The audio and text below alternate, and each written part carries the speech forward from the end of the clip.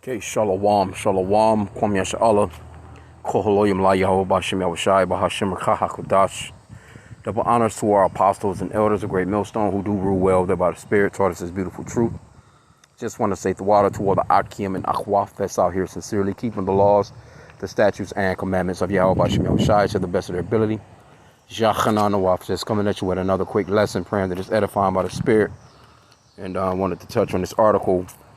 It says man has been found guilty of killing his teenage niece after he got her pregnant. So there's a couple of things we could touch on in here. It says Jonathan Quiles has been found guilty of first-degree murder in the tragic death of his pregnant niece, Iyana Sawyer. The verdict, delivered this week, brings some closure to the heartbroken family and friends who have been waiting for answers concerning the Sawyer's death. While this outcome cannot undo the pain and loss they have experienced, it offers a sense of accountability for the heinous crime committed against the teen and her unborn child. Okay, so here this guy go. Let's play this. Let's just a minute and 40 seconds. Let's see what they got. The jury came to that verdict in less than an hour, and they will be back here at the courthouse on Monday, and so will we, as they determine whether or not Jonathan Quiles would get the death penalty. It's been 5 years since Iyana Sawyer disappeared from Terry Parker High School. Her body has never been found. Investigators say Quiles killed Iyana because she was carrying his child and refused to have an abortion. The belief that Quiles was the father was backed up by two confessions presented during the trial, one to his brother and the other to jail informants on a secret recording. Snapchat alone tells you there's a lot of sex going on between the defendant and IS under everybody's nose.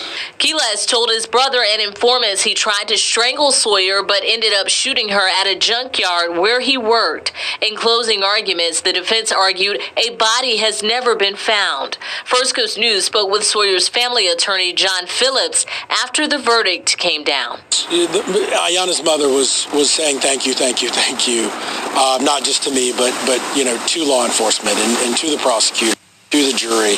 And I think that's the message they wanted me to convey. Certainly the jury coming up with quick justice in less than an hour was powerful and meaningful. The judge has ordered that penalty phase to start at 10 a.m. Monday. Of course, we'll be here at the courthouse for minute-by-minute updates. Reporting live from the Duval County Courthouse, I'm Des. Okay, and there you have it, man. Wicked-ass Jake, man.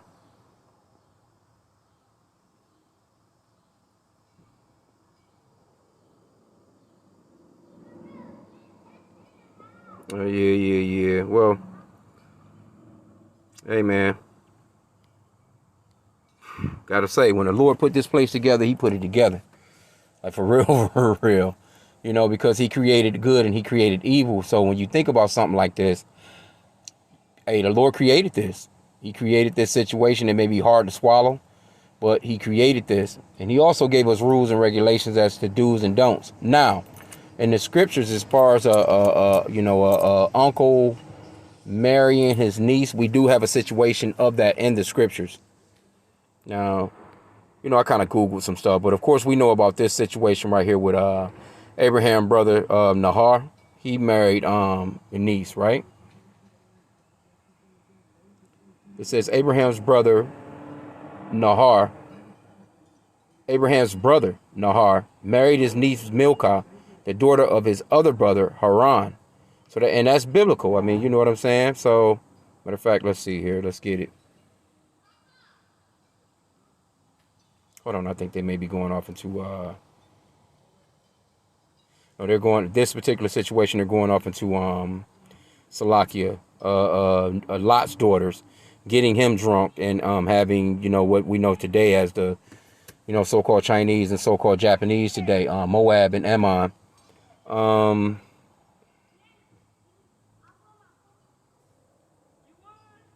Matter of fact, Salakia, let's just get the account. Okay. That was before his name was changed to Abraham. And Nahor took them wives. The name of Abraham's, or the name of Abram's wife, was Sarah. And the name of Nahor's wife, Michal, the daughter of Haran, the father of Michal. and the father of Ishka. So it may sound confusing. A lot of, that's sometimes we bring up the, these different translations that will give you a little bit easier way of listening on it. Let's get it in NLT, the New Living Translation. Meanwhile, Abram and Nahor both married. The name of Abram's wife was Sarai, and the name of Nahor's wife was Michal. Michal and her sister Iscah were daughters of Nahor's brother Haran. So, of course, those were his brother's daughters. He married one of them, and of course, that was his niece. And they actually had, children, man. They had, life came from them. So, anyway, now, this, like I said again, this is a very heinous crime. You can look at this nigga and tell he's just wicked as hell. But anyway, I'm not sure, what's the age range on him. But hey, this type of stuff happens all the time where, there's a lot of incest that's amongst Israel. That's the reason why the Lord, he gave us laws, statutes, and commandments on that particular subject, right? He gave us, to get down on those particular subjects. Matter of fact, let's see here. Let's go back in here. Because I just, went into Google. I asked a few questions or whatever, always trying to see what they have on it. They have incest in the Bible. I just kind of typed in, was it lawful for basically a man to marry his niece, basically. But I mean, you get, a lot of the law right here. It gives you a list of, things that you could or couldn't do, or who you could marry, who you couldn't marry, who you couldn't, of course father and daughter, of course that was forbidden, brother and sister, stuff like that. But this right here, hey, it's not in there. I mean, but this nigga, like I said again, is wicked as hell. Now, in today's time, is that wise to do?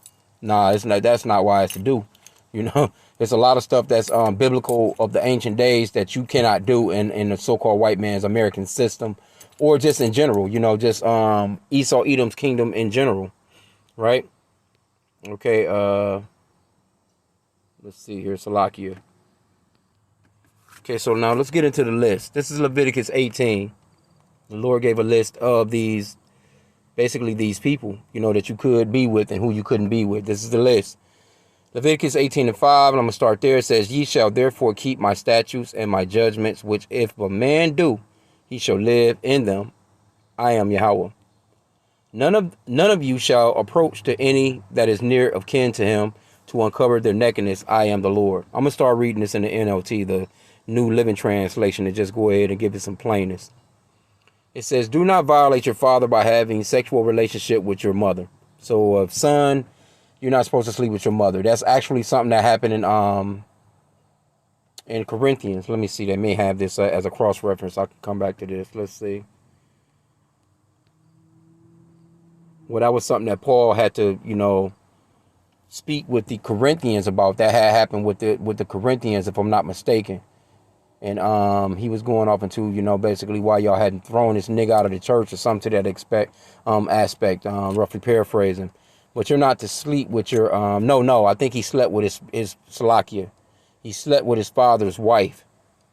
Matter of fact, let me come back to this real quick. Let's see if we can find it. Okay, so they have it in 1 Corinthians 5:1.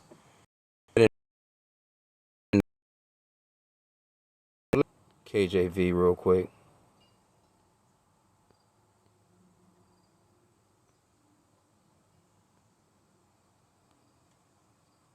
It says, it's entitled Immorality Rebuked.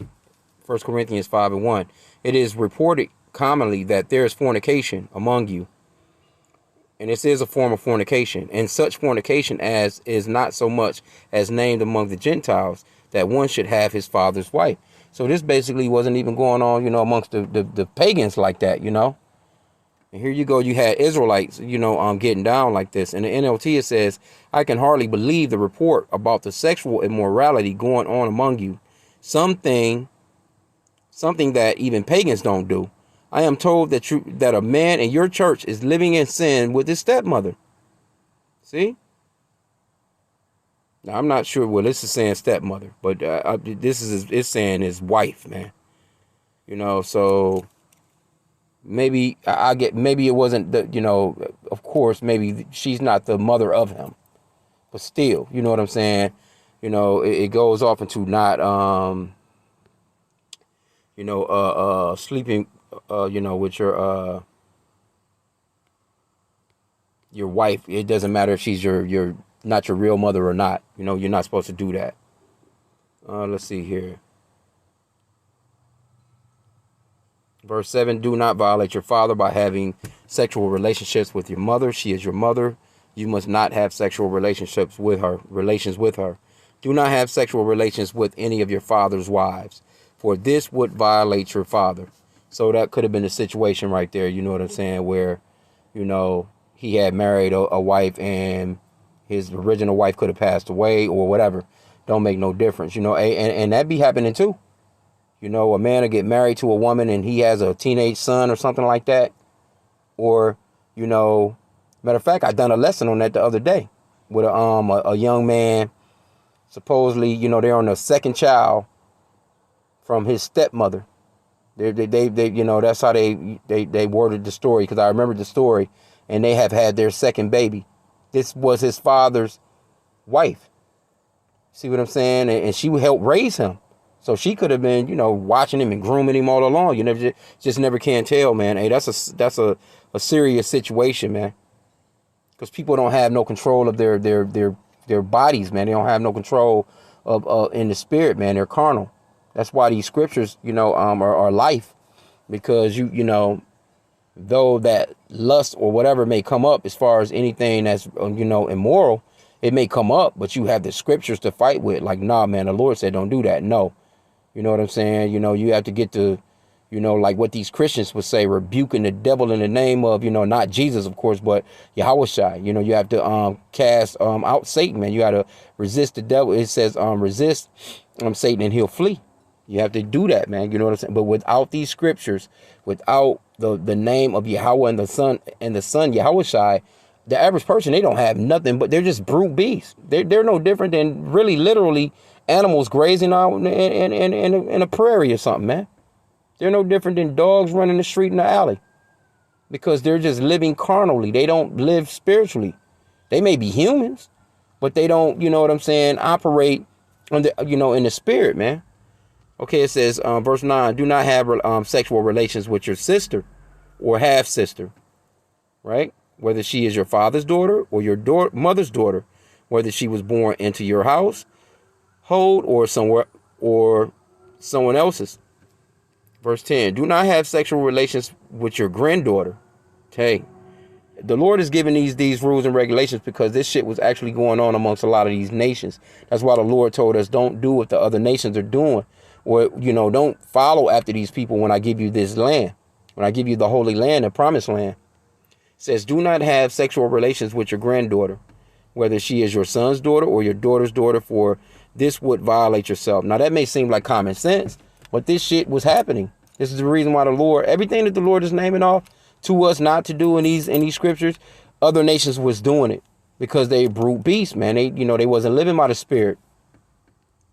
Verse 11, do not have sexual relations with your stepsister. See, the daughter of any of your father's wives, for she is your sister. So once that man takes on that relationship, basically, with that woman, and that woman has daughters, then that woman becomes your sister as well. She becomes his daughter, and she becomes your sister. So on and so forth. Okay, it says, verse 12, do not have sexual relations with your father's sister, for she is your father's close relative. She is, basically that's your aunt. Do not have sexual relations with your mother's sister. She is your mother's close relative. Basically, that's your aunt, man. Do not violate your uncle, your father's brother, by having sexual relations with his wife. She is your aunt. See? So you can't have sex with your father's brother. You can't, your uncle. You sleeping with his wife, and that shit happens, man. Hey, in America, it's so all these things are happening in America on a rampant base too. Verse 15, do not have sexual relations with your daughter-in-law. She is your son's wife. So you must not have sexual relations with her. And that happens all the time. A grimy ass nigga sleeping with his son's wife and that dirty bitch, with it. You know what I'm saying? Like, or she probably was the one that pushed for it. Hey, this place is a dirty place. This is why we need our Lord, Yahweh H.I.M, man, to come and what this. Hey, look, all this stuff is not going to be going on in our kingdom. We're going to get down on anybody that's thinking of doing stuff like this, man. That's why that iron rod is going to come into play. Verse 16, do not have sexual relations with your brother's wife, for this would violate your brother. That's your sister-in-law, basically. And a lot of people get killed. A lot of relationships, a lot of family is destroyed, man, when shit like that happens, man. And then that man married his brother's wife, and one side of the family will be with that shit, and the other side will be, and then now you trying to show up at damn family gatherings, and shit is all off and people fighting.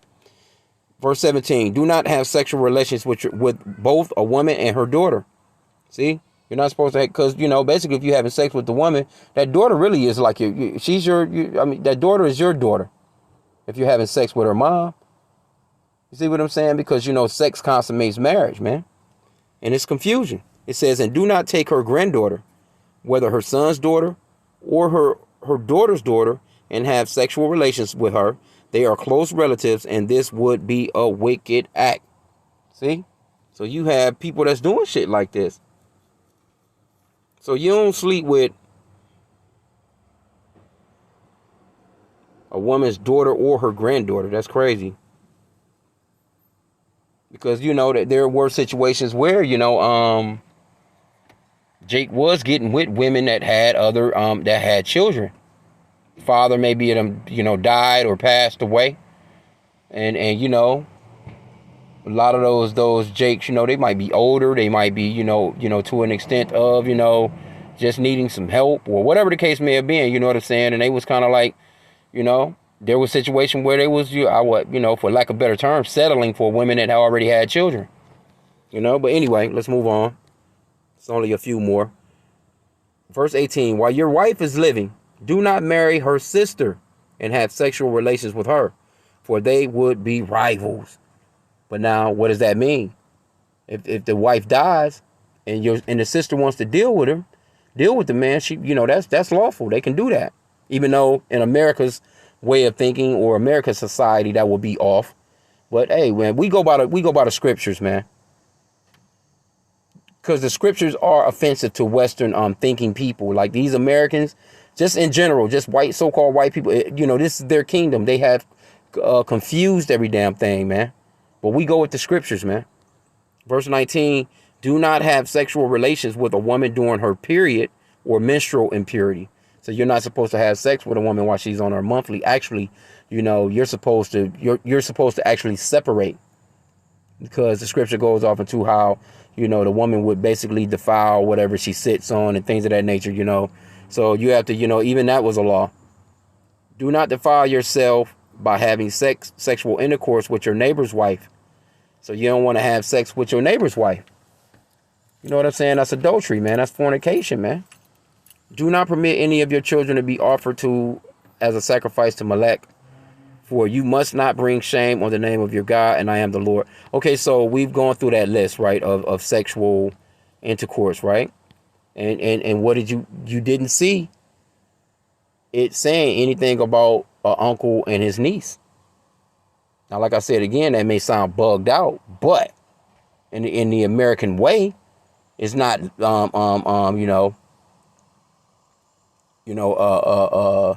expedient. The scriptures talk about all things are lawful, but not all things are expedient, so to speak. But with certain stuff, in the Americas, even having like multiple wives in the scriptures is lawful. But you here in America, man, you playing yourself.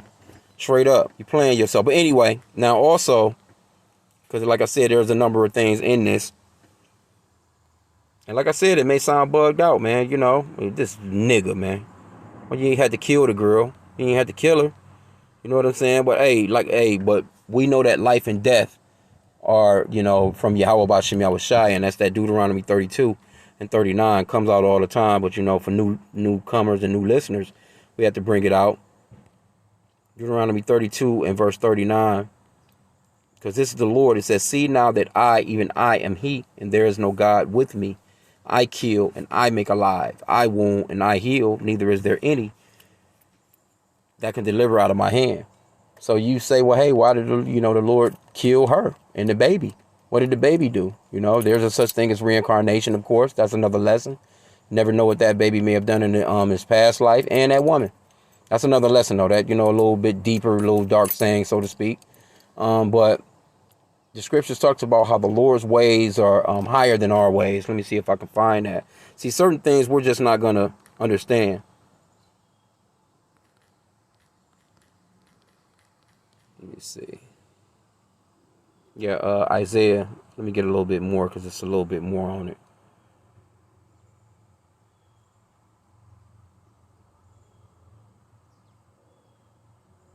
Whew, yeah, it's cold. Boy, the Lord is cold.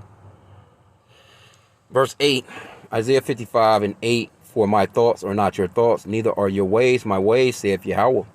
For as the heavens are higher than the earth, so are my ways higher than your ways, and my thoughts than your thoughts. For as the rain cometh down, and the snow from heaven, and returneth not thither. So the way that rain comes down, you ain't going to see rain. You'll never see rain coming from the soil and going back up, right? And returneth not thither, but watereth the earth, and maketh it bring forth and bud,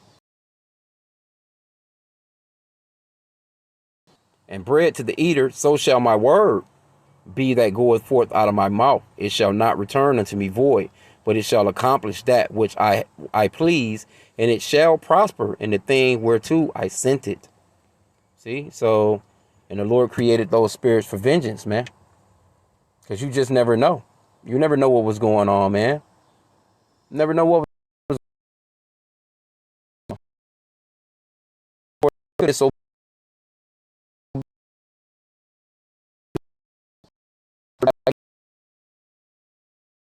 They just, and I see off into Deuteronomy. Salakia off into the Ten Commandments, right? Exodus chapter 20. Because I'm not sure how old she is, but of course she was in school. She had to been, probably between the ages of maybe 14 to 17, maybe possibly whatever. But verse 12? Yeah, verse 12. Exodus 20 and 12, it says, honor thy father and thy mother, that thy days may be long upon the land which Yahweh thy God giveth thee. See? That thy days may be long. So that's basically one of the very first commandments with promise. Like you get a promise out of that. Honor your mother and your father, and your days will be long. But if you don't honor you, because there are situations where if you just touch your mom back or your dad back in the ancient days, your ass was being put to death. But all that talking back, all that smart talk, all that, hey, you just know, hey, the Lord can judge you, man. You know what I'm saying? So I'm not saying that's what she done. I'm just bringing out things, in the scriptures that's by the Spirit. Because, I don't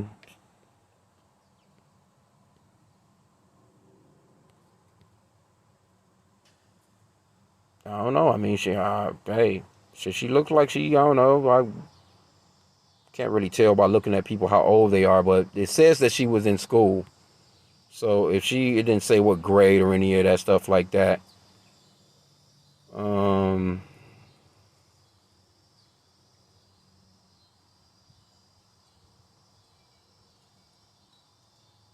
It says, Iyana Sawyer, a vibrant and promising young woman, was in the midst of an exciting chapter in her life as she prepared to welcome her first child into the world. So she was supposedly prepared to welcome this child into the world. What she knew was she noticed her uncles unless she was dealing with a few dudes, Tragically, her life was cut short by someone she should have been able to trust. Jonathan Quiles, her own uncle, was responsible for not only ending her life, but also that of her unborn child. The brutality and callousness displayed in this act are almost unfathomable. The impact of this tragedy reaches far beyond the courtroom walls. It serves as a stark reminder of the importance of vigilance and protecting the vulnerable members of our society. It is a call to action for all of us to stand up against violence and abuse, ensuring that no one else falls victim to such senseless acts. The memory of Iyana Sawyer and her unborn child will forever be etched in our hearts. Okay, yeah, well, you get it. And I ain't going to even go up into these comments. If we go into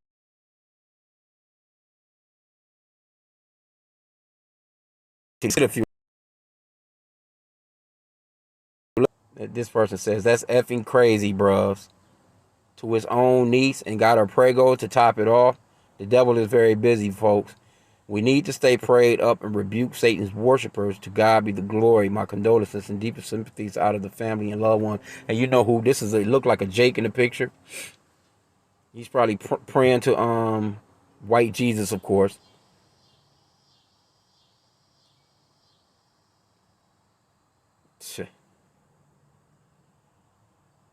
Anyway, let's get another one. Why didn't her parents have his ass in jail? Parents, shame on you. If that was my brother, I'd be in jail. That's incest. Plus, she's a kid, and y'all didn't do nothing. So, see, there you go again. See, first off, I mean, I guess you might consider it incest, but the scriptures doesn't describe it that way. The scriptures doesn't say that. It's wrong for you to, for that to happen. And then at the same time, too, she wasn't a kid.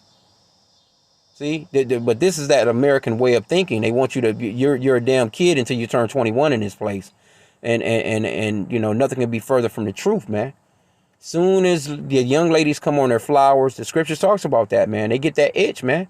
That's the reason why the scriptures talks about a man stays up late night and basically he worries or he watches his daughter. Because, man, the young ladies, man, are very sneaky. They can do that. Hey, they'll get down.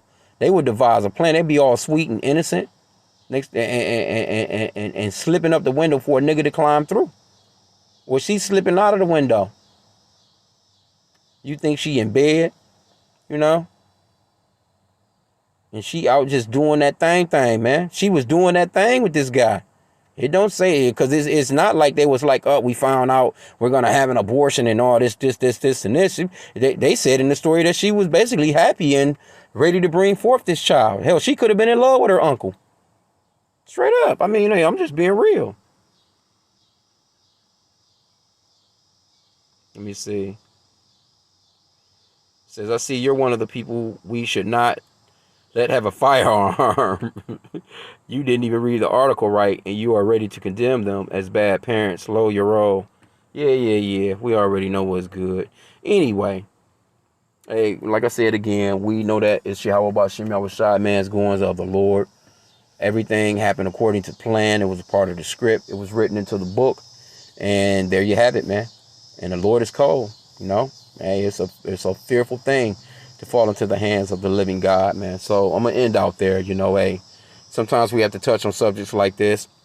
It may seem bold, but hey, we're ready to get out of American society and American way of thinking anyway. Fuck this westernized way of bullshit, man. Esau out here trying to make he's out here trying to act as if he's the only one that can make things right when he's the goddamn wicked. He's out here wicked as all hell, man. And he's out here writing rules and regulations and laws as if he know how to straighten things out when he's the one that's creating all the bullshit. But anyway, I just wanted to touch on that with that. Kwame Yashala.